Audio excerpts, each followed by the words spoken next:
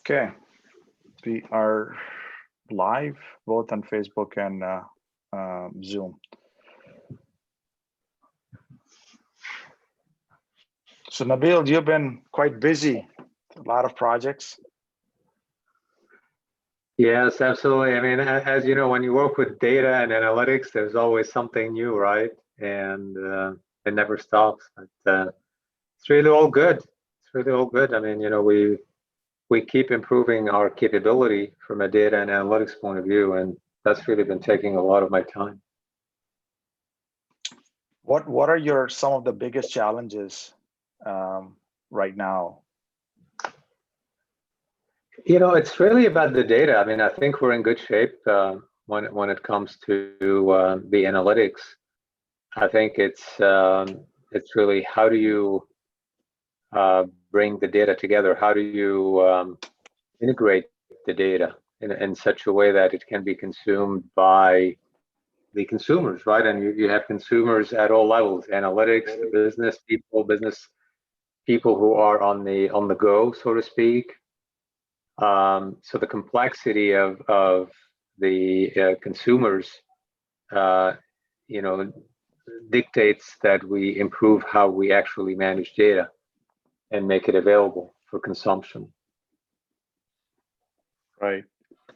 Brett, what are some of your challenges these days in data science? You know, not a lot different than Nabil, but you know, one thing that comes to mind for me is the fact that, you know, 3 or 4 years ago, we would have considered a lot of the insights that we get out of data science and some of the analytics program to be something that was, say, a supplement to the normal decision-making processes and not mission critical. And since then, many of our analytics projects have evolved to, you know, business mission critical status. And so how do you support the environments, the infrastructure, the data integrity, and the timeliness in such a way that those mission critical systems are there 24/7? You know, they're impacting our customers directly, and they're right into, you know, some of the mission critical processes in our manufacturing plants and so forth. And so the criticality level of what we would have previously considered to be a supplement now has evolved to being, you know, critical path or mission critical in the company. And how do you ensure the availability and reliability and accuracy and watching for model drift and all of those things that are important in that context, right? So Good. Okay, so welcome everyone, and we can officially kick off this event today. My name is Naman, and I'm with IndustryX, and today we are in session 5 of our Data Science and Analytics series, Thought Leadership series. And today's topic is managing the single source of truth, data integrity and timeliness. And joining with me are with few of the top experts in data science and analytics. So let's welcome Brett. How are you today? Good morning. yeah, no, I'm good. And thank you, Noman, for having me again. I look forward to the conversation. Welcome. Nabil, welcome to the program. Good morning, Noman. Good morning, everyone. It's great to be part of this discussion, and thanks again for the opportunity, Noman. Thank you. Dr. Chinam, Babu, how are you? Doing good, Noman. It's again always a pleasure chatting with Brett and Nabil and hearing their perspectives based on their, you know, decades of experience in data science and analytics. Okay, right. Today I'm quite excited about this data integrity and timeliness, because this is one of those key foundations of a data program. And today we're gonna learn from the experts. But first, I'd like to talk just a little bit about IndustryX, which is the Center of Operational Excellence powered by technology and AI. And I want to highlight the work that we're doing in terms of R&D alliance and solution development. So within IndustryX, we have 4 distinct pillars. R&D alliance and solution development, workforce development, thought leadership, and the labs, which we call next gen autopod labs.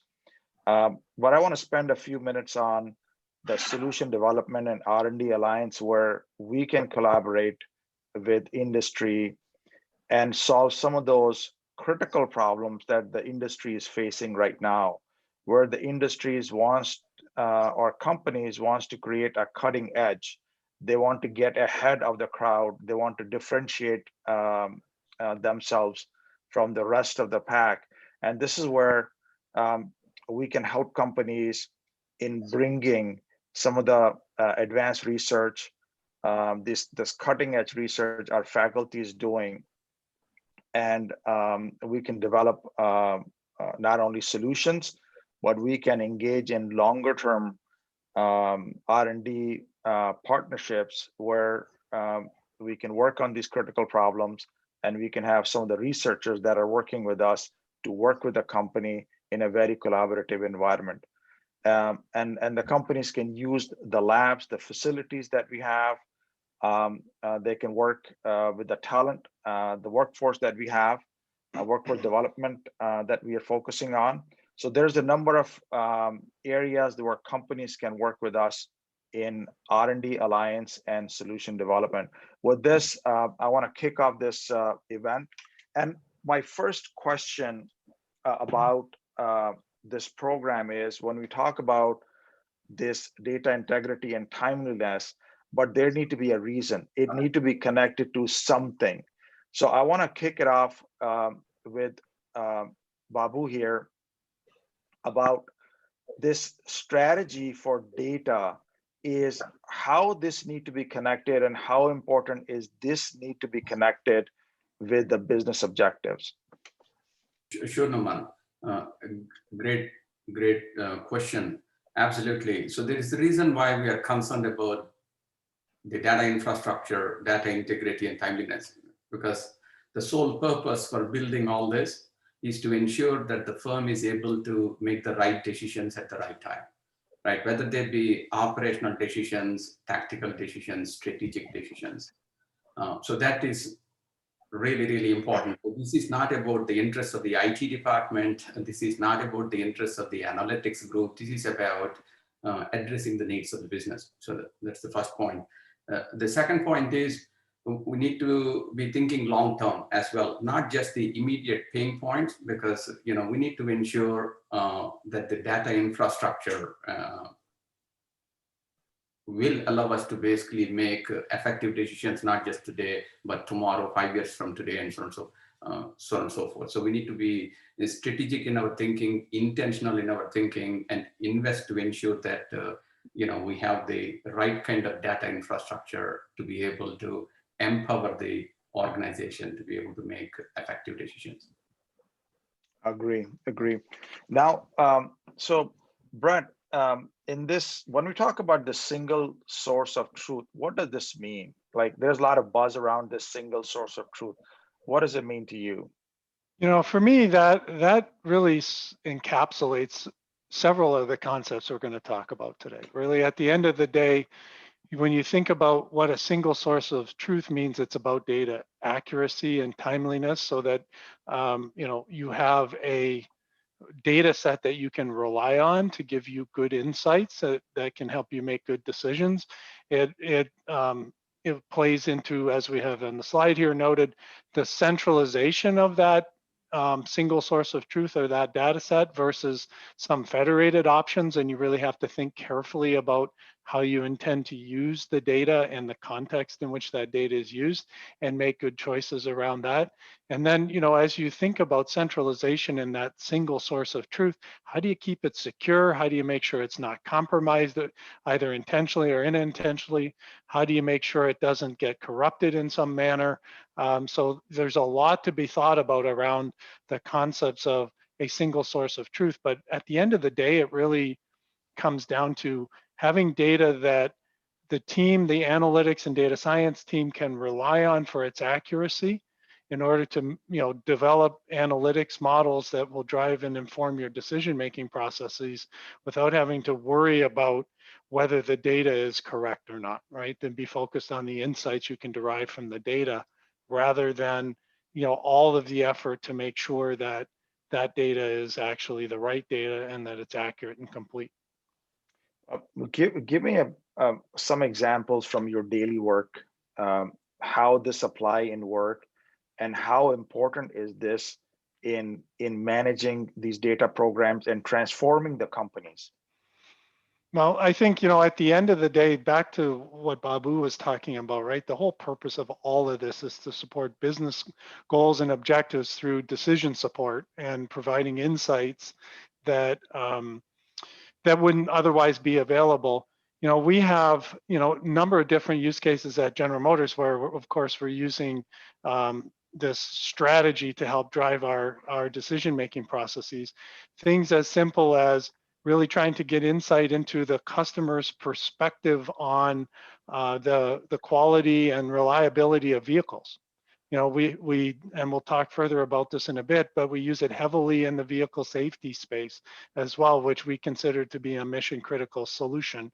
So having that single source of data and having it consolidated and integrated really saves, it's measured in man years, like hundreds of man years potentially of time in terms of gathering the data and integrating it for the use on a case-by-case basis. So for example, warranty claims analytics, we do a lot to understand the warranty claims that we're seeing coming in on our vehicles, and how do we handle that on the financial side, and how do we seek to reduce warranty claims through improved quality of vehicles.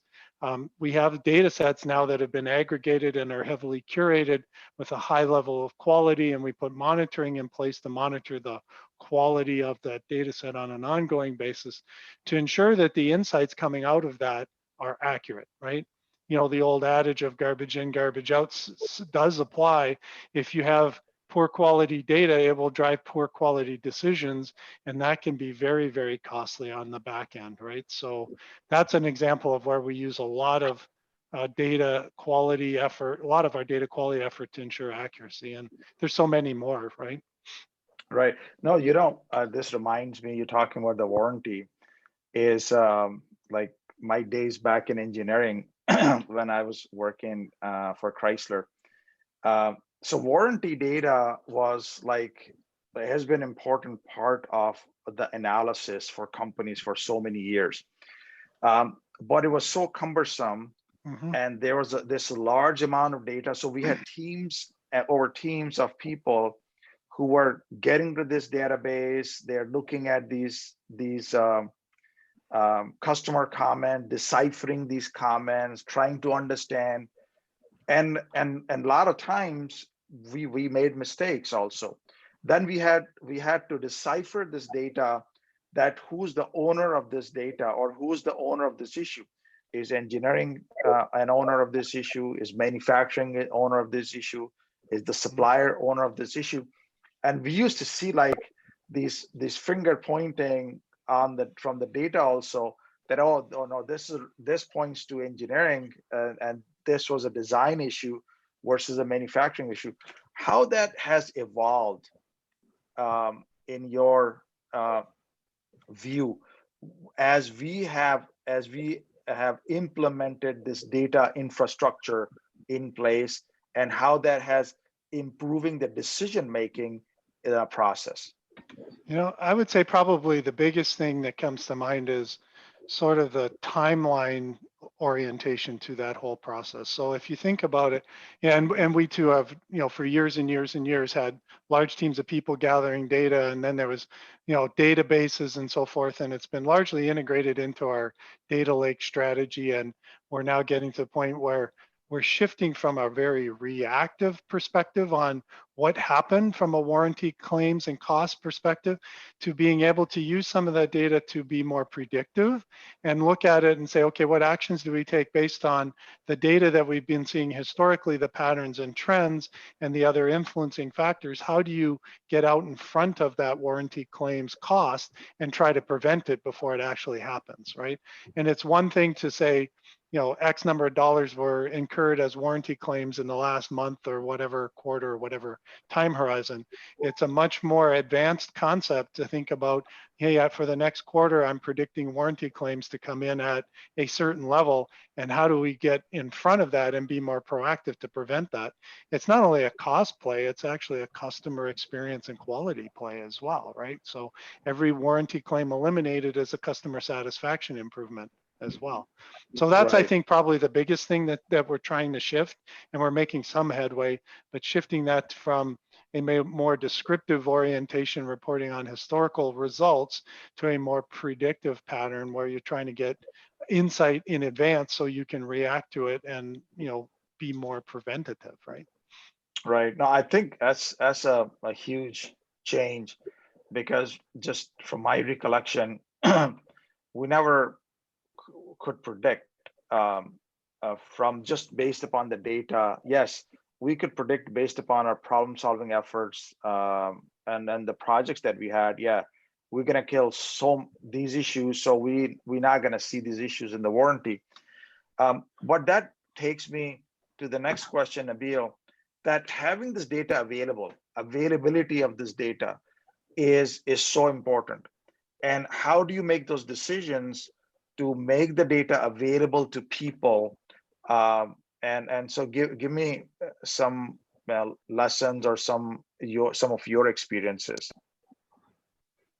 Absolutely. I think the first mistake I believe that we continue to make in the industry is, and as far as I remember, the holy grail has been to centralize the data, and it's almost become synonymous with a success measure, right?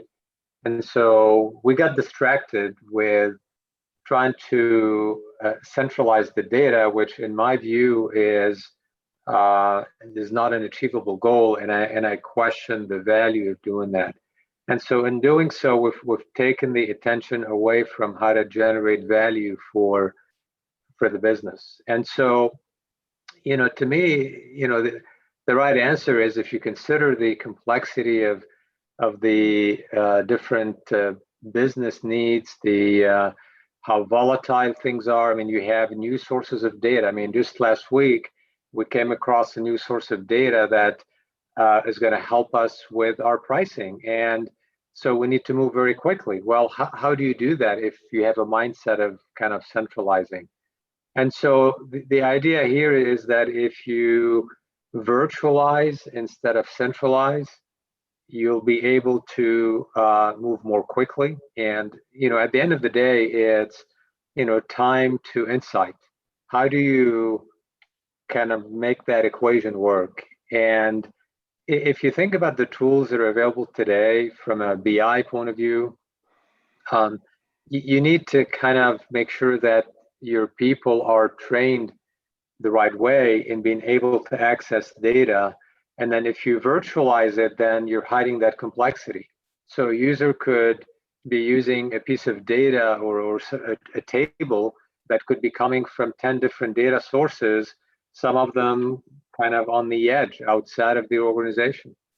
And so there has to be that investment in creating this data fabric in a way that allows you to move very quickly to deal with the complexity of the issues. So you have to treat this more as a product, treat data as a product, assign it a domain owner so that that domain owner focuses on how to actually create value from the data, and then put the typical governance around it. But it has to be a product. It has to be made available to people as they need it. It's all about quick decision making. Yeah, and Nabil, you raise a really good and very interesting point, right? Because you're right, there was this long-held view, and frankly, that's been part of our strategy at GM is, to centralize to a single enterprise data warehouse, or now a single data lake, that would be the single source of the truth. One of the things that, we've long held the view of, it would be nice to be able to virtualize. And, a more contemporary perspective is that now technologies are starting to become available that it will enable that virtualization. And we're starting to think about a hybrid model that says in order to get time to value and accelerate the innovation, you do the virtualization, and then those high value use cases that may benefit from a more robust production implementation, we go back and we're thinking about, do you retrofit them into a more centralized model over time? And you have the both advantages, right? The robustness of the environment from a pure, I just think about it as ETL and data curation standpoint, but you also get through virtualization the acceleration to value that you're looking for. This is our thought process that we're starting to evolve into, and I wouldn't say that we're there yet, but we're experimenting with that pattern at this point. Right. Well, what are your thoughts? Like you've been ahead of the curve. You've been thinking about this. You've been working with like some of the like companies, best companies in the world.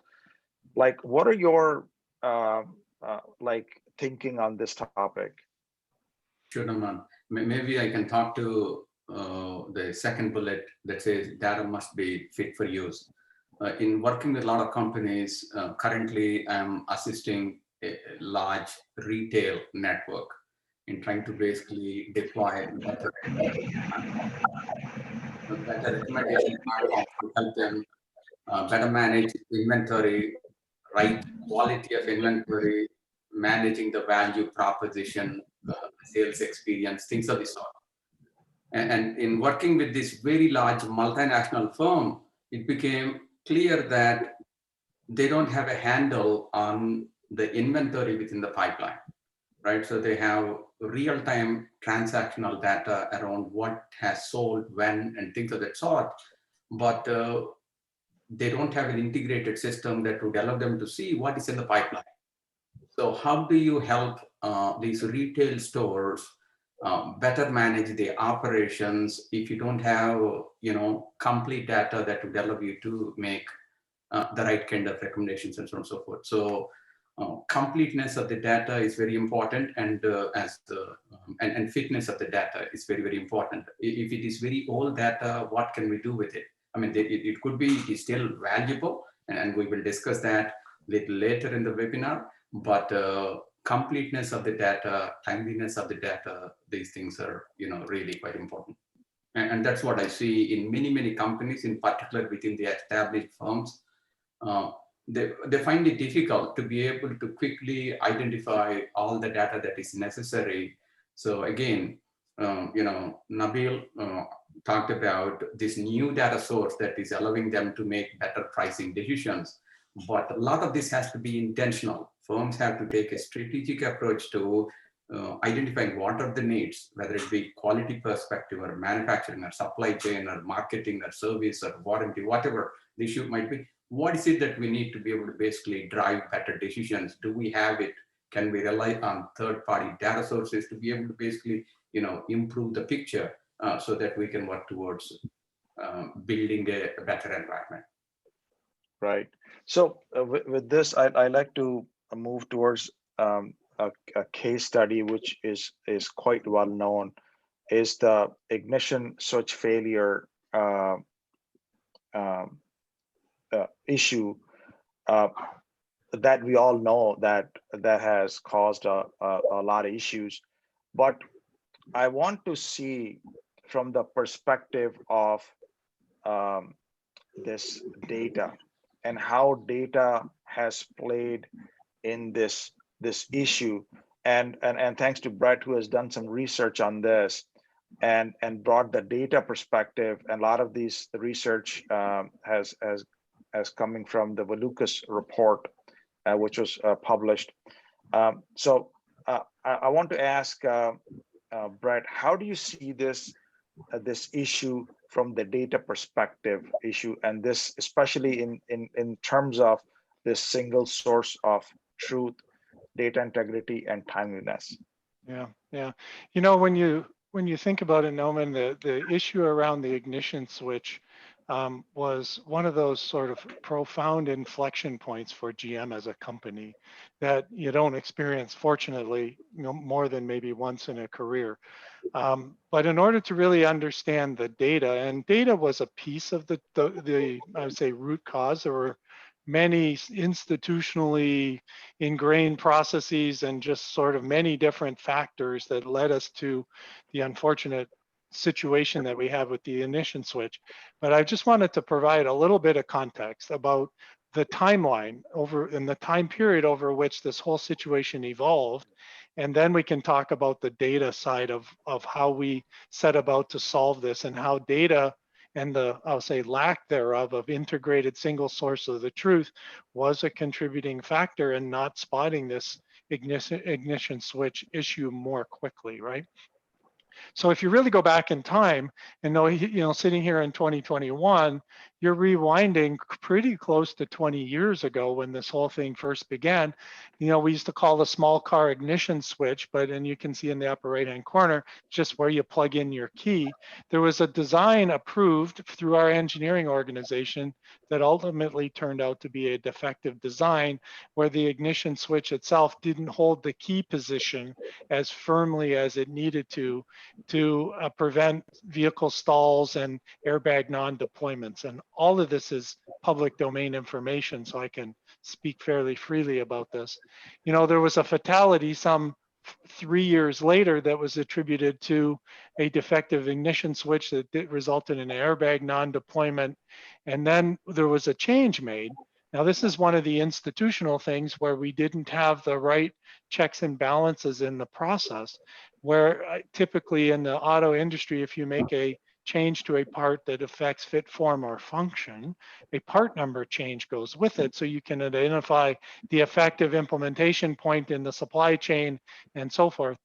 That change was implemented without a part number change, what led to very significant difficulties in understanding where over time that actual change was implemented, right? And there was a number of other process failures, but that also impacts the data perspective. Without that part number change, how do you gather data on before and after and the effectiveness of that change? Then the National Highway and Traffic Safety Administration actually looked at and declined to initiate a formal investigation into that ignition switch difficulty back in 2007. You're really already 5 years into the process after that ignition switch design change was initially made. Fast forward to, and there's a lot of detail between then and even 2013, when we started to 2012-13 timeframe understand the pervasiveness of this problem. We had to issue a recall, safety-driven recall for 2.6 million vehicles, which is disruptive to our customers. It's expensive, and most importantly, it was a safety challenge, which was something that had to be taken with the highest level of urgency. So there were design changes, and it was around that time where we started to understand the pervasiveness of this, the impact to people, the number of injuries and fatalities that were attached to it. And, GM commissioned Anton Valukas to do an investigation and a report. And you go do a search, you can find his report out in the public domain because we wanted complete transparency around that. It was out of that report that data integration and the lack of centralized visibility to data was identified as one of the key findings that contributed to engineering data, the customer call center data, the change data, the manufacturing data, the dealer service record data, not being integrated contributed to the lack of insight that occurred over this whole time period where we didn't really identify this as a pervasive problem, right? So we launched in 2014 a global vehicle safety analytics organization, and part of that was linked to our enterprise data warehousing program to pull together that single source of truth for all data sources related to vehicle safety. And then over time, we've been working to evolve that analytics capability. And certainly there were other issues around, we had to reserve compensation for people affected by this issue. We had a number of recommendations from the Lucas report, and actually had 3 years of federal monitoring and oversight of all of the implementation of these recommendations. And now it's evolved into a pretty pervasive vehicle safety analytics program, which we consider to be our premier use case, our most important use case. There's nothing more important than the safety of our products and our customers. And so there's just an enormous amount of energy that goes into vehicle safety analytics. But up front of that, the whole data supply chain that provides data into that environment. So some very significant lessons learned that we started to integrate into our overall strategy beyond vehicle safety, and this specifically beyond this ignition switch issue as well. Right, right. So I think it's a great recap of that study, but from the data perspective standpoint, we highlighted these 4 key points in there. So do you want to maybe speak about these 4 points in more detail, or maybe Babu or Nabil, do you want to add to this? How do you see this in an organization? Because what we are saying here is this is not only connected to this particular issue, but this is a general issue that when we see, we have these issues, behavioral issues, cultural issues that we see in the organizations. So Babu, do you want to speak about these issues? What is your perspective? In terms of where the data was held, things like that, I can't speak to it. Brett is knowledgeable, but in terms of not seeing the trend, I tell you, a lot of companies take a very reactive approach, and this includes many multinational companies as well. So over the past decade, I worked with 2 tier 1 automotive companies that were pressed by the OEMs to demonstrate that they are leveraging the data that they're collecting through their manufacturing facilities, through the supply chain, to improve anticipation and detection of reliability issues. So for example, a few years ago, we had the polar vortex issue, right? And back then, a lot of OEMs were surprised to basically, encounter lots of challenges with those frigid temperatures and so on and so forth. So we helped a large tier 1 company develop a better analytics platform that would allow them to understand the impact of weather and and vehicle density and things of the sort to better anticipate.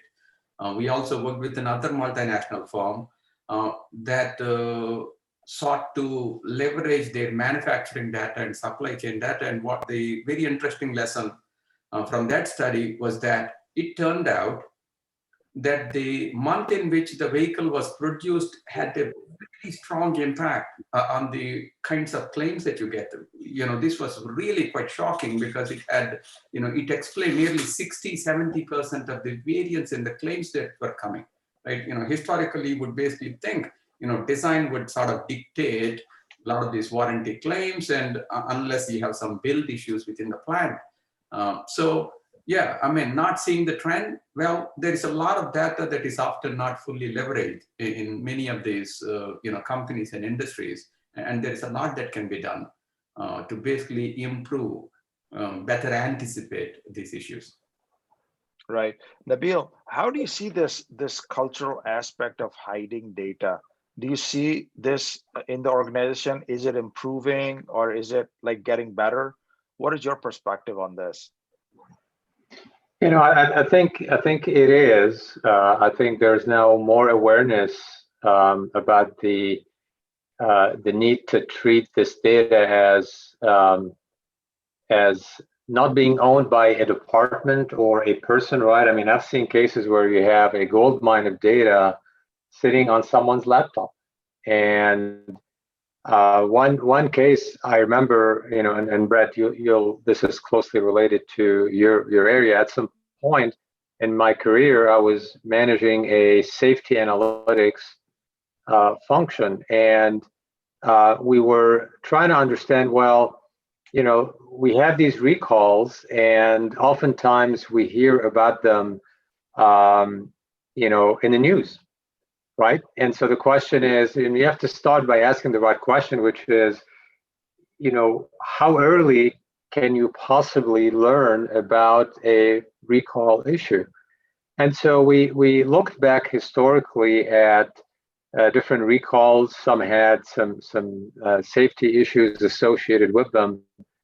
And we started looking at some data that someone had on their laptop. And basically, in one case, we were able to predict that you're going to have a recall 6 to 9 months before the recall happened, because you're getting these early signs, you're getting these early indicators. And, and in this case, you had, 2 or 3 engineers who had that data on their laptop. And so that's the mindset change that needs to happen. I think, to me, this is not about technology. I mean, you can throw technology at it all day long, unless there is this mindset change that says, this data is a company asset and it should be made available to everyone, right? And there's training involved in this. You can apply some technology. You can apply AI, capabilities to try to help you understand the quality, and what's missing. But yeah, you've got to get away from this operating model where people generate data and they keep it either on their laptops or in some folder that they only can have access to. Right. Yeah, I think that's a really interesting point, Nabil, too, because, most often it's my experience where we've seen cases like that people aren't maliciously hiding data, but rather it's just not in their frame of reference that this might be important to somebody else, right? And it kind of comes back to some of the things we've talked about org structure in the past and so on. Who in the organization is charged with making sure that we integrate the data across, right? So those are interrelated questions that I think play out in this space that really need to be thought carefully about. I agree. So Brett, from this case study and based upon the experiences, here are some of the recommendations that are the findings and some recommendations for improvement. How do you see them, and which ones are you feel that are more relevant to the daily business, or they're all very relevant? Well, it's tough, right? It's like, asking you to pick one of your 6 kids, which one is the best. But, at the end of the day, if you think about it, right, the first one is probably, I would say, was the most pervasive challenge that we had that led to where we landed from a vehicle safety analytics standpoint, and that in the context of that ignition switch problem. As we sat back and as we launched the vehicle safety analytics program, we identified some 40 or 50 different data sources across the company that were relevant to the point Nabil made earlier, right? Getting earlier insights. And I remember sitting at the table thinking and talking about, every day or week that you get an earlier insight on a vehicle safety issue is mission critical to your customer base, right? And their safety. And so we actually found so many different sources, and it was everything from, and I think I mentioned it briefly earlier, from cases that are coming to the attention to our legal staff, to calls coming into customer call centers, and vehicle service records from dealerships, and engineering problem reports coming out of the engineering organization, and quality issues coming out of manufacturing, and warranty claims, and all these different data sources all have some hand in playing out the pattern. But unless you bring them together and look across, you might not see the pattern as pervasive as it appeared, right? And so that was one of the key findings, and how to rectify that was really, we set down a path of data centralization. And back then it would have been nice to have some of the data virtualization technologies that we have today that would have helped us provide a virtual view or a logical view to centralized data as you work through that, as Nabil is pointing out. That's probably the number one challenge. Number two is, if you can't search and analyze that centralized source of data, it's not that helpful, right? And so it's like number one bullet is necessary but insufficient in and of itself to help solve the business challenge. So having those search and analytics capabilities are absolutely foundational. So it's not just the technical piece, but having the data science talent and the business context to be able to search and evaluate the data and put it in its business context was absolutely critical. And then, as we found very quickly, staffing and skill levels, as kind of tied together with that, having the talent is one thing, having an adequate capacity to service the use cases is also critical, right? These are mission critical analytics, and it's basically like, if you think of it in the context of manufacturing, if you have a stamping press that's critical path in your manufacturing process and it's very capable, but you need 5 and you have 1, it's not going to service the demand, right? And then also looking at data relevancy and accuracy. Each new source that we come across, you would think about, is it really relevant? And if it is, does it have adequate levels of accuracy? If you're looking for trend analytics, you don't need row and column level precision in all cases. And if you look at 800 million rows of warranty claim data, if you're missing 5, is it relevant? If you're missing 100, 1,000, 100,000, at what point does the accuracy start to degrade the accuracy of the insights you get? And you really need to think about that, right? Because striving for 100% accuracy is always good, but then you get the whole notion of letting perfect be the enemy of good enough, and you just make no progress, right? And then tooling, as you look at scale, and we certainly have talked a lot in past webinars about infrastructure and tooling and so on, but you need the advanced tooling to help scale to enterprise level use cases like this. And then the governance process is critical, right? How do you put governance around the quality of the data and the accuracy of the data? So if you get quality drift in the data, you spot it and deal with it, and don't sort of naively proceed thinking your data is of high quality when in fact there's things happening upstream in the data supply chain that are causing drift to occur and leading you to incorrect results, right? So we're very, particularly in the vehicle safety use case, mindful of this, because you don't want to miss a vehicle safety issue because you have drift in the data because some source application made a schema change in a database, for example, that you were unaware of. So being able to put governance around that and detect it, and then making sure that the insights are actioned on is another side of the governance. So these are the 6 primary recommendations that came out of the Volucas report that in that context make a lot of sense, but frankly, more broadly, they make a lot of sense on any important use case. And so we've tried to integrate these learnings into our overall data strategy and how we're approaching this whole notion of single source of the truth. Oh, excellent. So these are, for me, as I take these as 6 checkpoints for putting a data strategy. You go through these 6 points, and this can maybe serve as a foundation to your data strategy. Now, in terms of the data, single source of data, there are 2 pieces are fundamental. One is the quality of data, and the number 2 is the timeliness of the data. Now, I want to dig a little bit deeper on these 2 topics about the data integrity and the timeliness of the data. So I want to kick it off with Babu, that how do you see quality of the data? What does that mean to you? Sure, Naman. So first I want to comment that Brett did an outstanding job talking about the recommendations from the previous slide. Very comprehensive and very universal and challenging. If it is challenging for the likes of GM with the kinds of resources that they have, just imagine the challenges for many other firms. But it's not about perfection on day one. It's about the journey, right? You recognize the importance of establishing a proper infrastructure that would allow you to run your business more efficiently and maintaining clarity on that objective and making continuous improvements, right? In terms of going back to quality, right?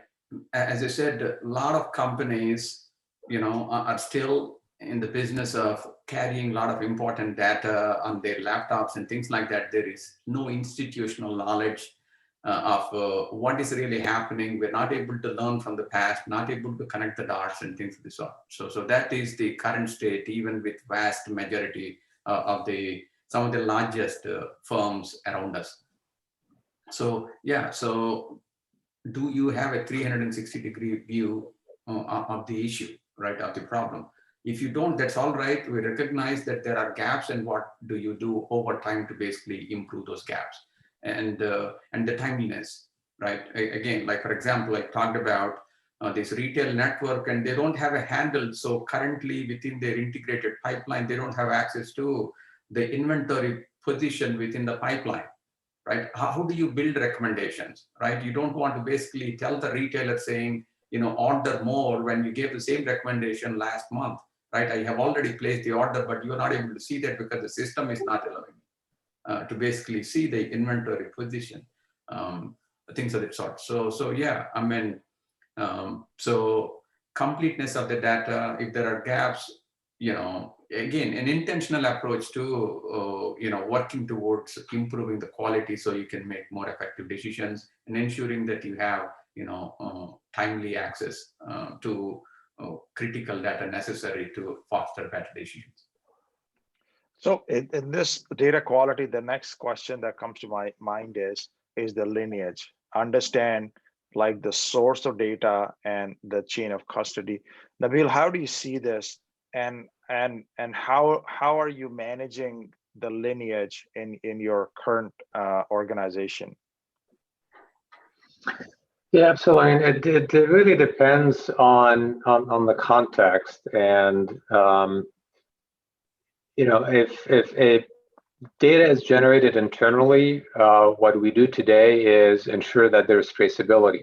So I'll give you an example. If we price a used vehicle that comes off lease, we make sure that we can trace back how we actually came up with that price. So not only do you have a price, but you also have that traceability, both in terms of what are the specific data elements that were used in calculating the price and the actual algorithm. And so what we're doing is we're ensuring that we have the right versioning, the right traceability to ensure that you can go back and kind of unfold and examine a decision that you've made in the past. That's really very powerful, because oftentimes you have to go back and understand, well, how can you improve on a pricing decision made a year ago under specific circumstances? And so that's really key. And then you have data that are being generated by suppliers, by vendors. My advice is don't take that at face value. Demand and make sure you understand how it's generated, the processes behind it.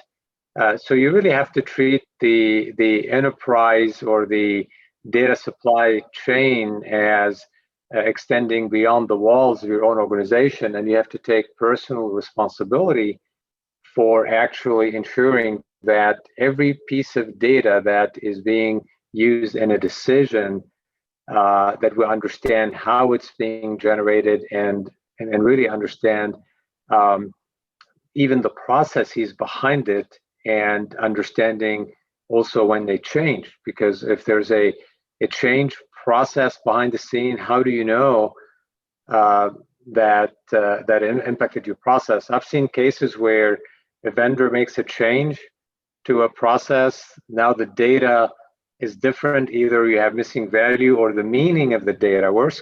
This is really terrible, because you look at the data and you see data, you're still getting data, but in reality, the meaning of the data has changed.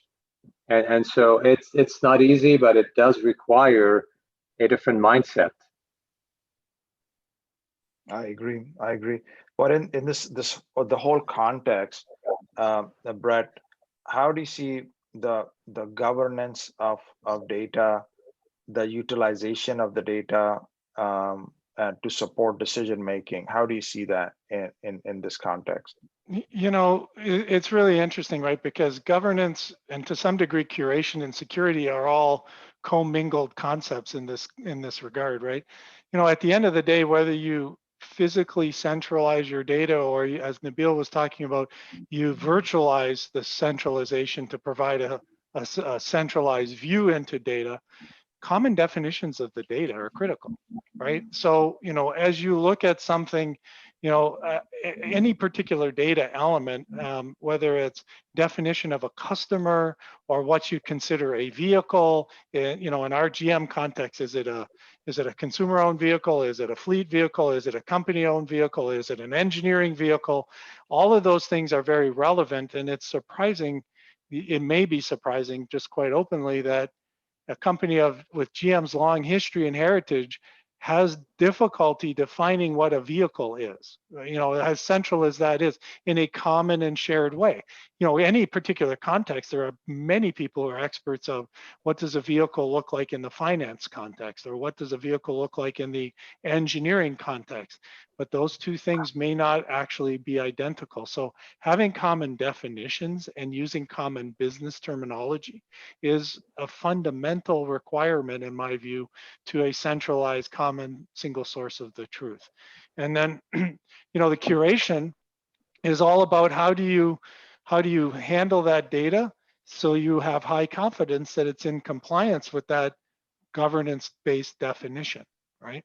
And then, of course, security, governance is a piece of governance is who gets access to what data assets in the context of their roles. And with large companies, even small companies, this is a non-trivial question to really think about. And how do you maintain that when people's roles change, people come and go into the company, into different departments, and different use cases surface. And then there's, of course, the whole security element of making sure that your data is safe and secure and not available, not compromised, not encrypted by some ransomware attack, that is protected in terms of disaster recovery. And the criticality of the use cases grows, so does the need for those types of concepts and those types of strategies to be in effect. So you lump governance, curation, security all together, and data integrity is impossible without those three things, really. And you have to be careful, right? Because we often talk about how data can be like a sharp-edged tool. If it can be used with great precision, but if you're not careful, you can hurt yourself with it quite easily as well, right? So. Yeah, and Brett, you made a great point about having a single definition or a single version of the truth. And to me, that's another concept that has become another holy grail, in the sense that maybe we need to be a little bit more careful about what we mean by that. And I think you're spot on when you mentioned that the context has to be understood. I mean, to me, it's not about a single version. It's about applying the right meaning in the right context. And one example, I remember in a previous job, we were trying to standardize key metrics for a financial institution, right? So we were looking at delinquency metrics, right? So we standardized on a definition, but then one of the line managers who manage basically delinquency and collections said, well, this definition doesn't work for me because you're including bankruptcies in it. And he said, I cannot by law collect on bankruptcies, so I need you to create a definition of delinquency that does not include bankruptcy in it. And so it's never as simple as a single version of the truth. There could be multiple definitions, each one applied in its specific context. And so that's been kind of a bit of a tug of war in a way, right? I mean, we would go to one extreme, then go to another, but then there's some kind of practical reality in the middle. Mm-hmm.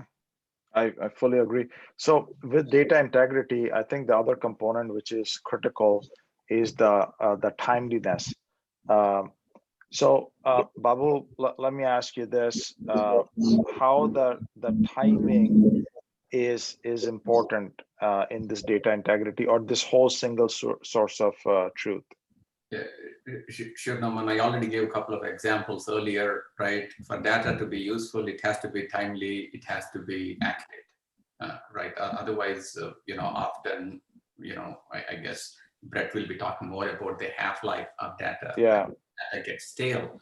But yeah, I mean, you need to make sure that you improve your data infrastructure, you improve your data pipelines, and taking a strategic intentional approach is absolutely important. It cannot be something that is loosely managed. Too many firms don't have a handle on this and prevents them from being able to basically participate in this digital transformation journey, right? And in my opinion, this is going to be an Achilles heel for many companies in being able to basically deal with the disruptions that we're seeing across industries. Right. So, Brad, you mentioned in our conversation about this half-life. What is this concept? Give us some more insights on that.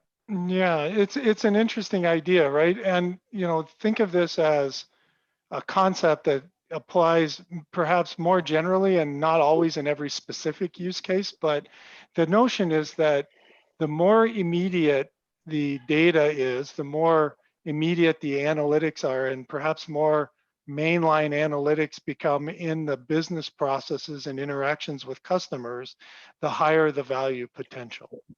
As data ages, it has a tendency to be of less immediate value, and it certainly has historical value and trend analysis and becomes more strategic, not to imply that it doesn't. But if, an example in GM's context, right, we gather vehicle telemetry data from more than 10 million vehicles on the road today. And that data has immediate value as you're looking at how you interact with your customers in the vehicle, how you interact with them through their what we call our my brand, like my Chevy, my Cadillac applications. And they have some very I would say impactful interactions with our customer base. Now that data still has value historically as you look at trend analysis and so forth, but the value proposition tends to be higher based on the newness or the currency of the data, tends to become more strategic, less operational as the data ages. And it's just important to understand that in terms of the context in which you use the data. And there's costs associated with maintaining historical data. As you can imagine, pretty large data sets get accumulated quickly when you're pulling telemetry data from that many vehicles on the road every day. So we have to weigh that strategic historical value with the cost of maintaining that data and maintaining its accuracy and currency as things change over time. So it's the notion that using the data immediately in a stream or in a what I call nearline analytics tends to have a greater business value than the historical perspective. That's the concept, and I think the importance of the concept is just to be, as you evaluate data use cases, to be thinking about that half-life as you evaluate your data strategy. Right. So Nabil, I like the point, the earlier example that you brought about the data emergence and how do you react to that. So that is I think a great concept, and that connects to this last point that data sources develop, emerge, and evolve at varying speeds. Do you want to maybe make a final comment on this before we move to the last slide? Absolutely. I think one of the main reasons why today we have so many silos and kind of barriers and challenges to accessing data is that different functions will have need for different data at different speeds across time. And so what happens is that today with the tools that are available across the board, BI, ability to kind of ingest and curate your own data, we've seen many functions actually develop their own kind of data strategy. And that's really a big problem because now you have different functions having these capabilities. They basically said, okay, well, if you IT cannot support me, I'm just going to go do it on my own. And so that's been a big problem in terms of how do you really leverage data on a more broad basis, right? And so to Brett's point, if a function generates and innovates from a data point of view, but that innovation, is only contained within that function, by the time you get the data, it's too late, right? If I have a customer satisfaction problem, you're really being reactive instead of being proactive. So that's really a key point that Brett made, and it has to do with different functions within an organization are operating on different drum beats, so to speak. Right. So I think a great discussion on this topic. We have just a couple of more minutes. Last point from you, Babu, that if you want to highlight one key point from our discussion today.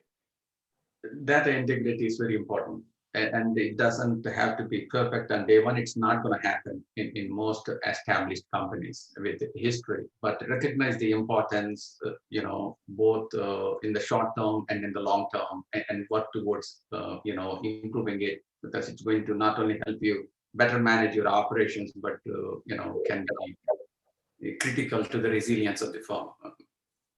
No, I agree. Brett, any key takeaways from your side?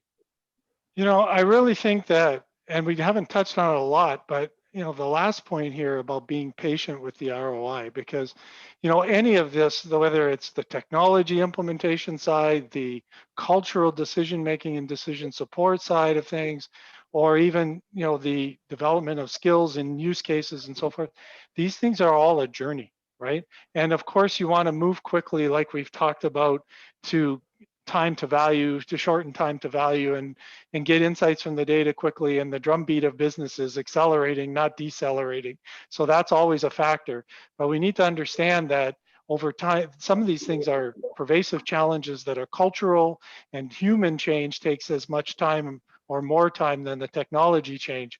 So, the ROI will grow and will grow dramatically, but in the beginning, it may feel a little bit slow. And you got to recognize that those first use cases are the seed that will grow into a forest of value, and you need to be patient for the growth to occur, but continue to put pressure on some of the key strategies will help accelerate that. Got it. No, I think I love that the notion that you brought. Nabil, any key takeaway from your side that you want to close with? Yeah, maybe one final thought here, Norman, is that you have to have an operating model, right? We tend to throw technologies and try to kind of put the the answer in a way before the question. But I think unless there's an operating model around data that really signifies a commitment from senior management to treating data as a truly corporate asset, it's not going to work.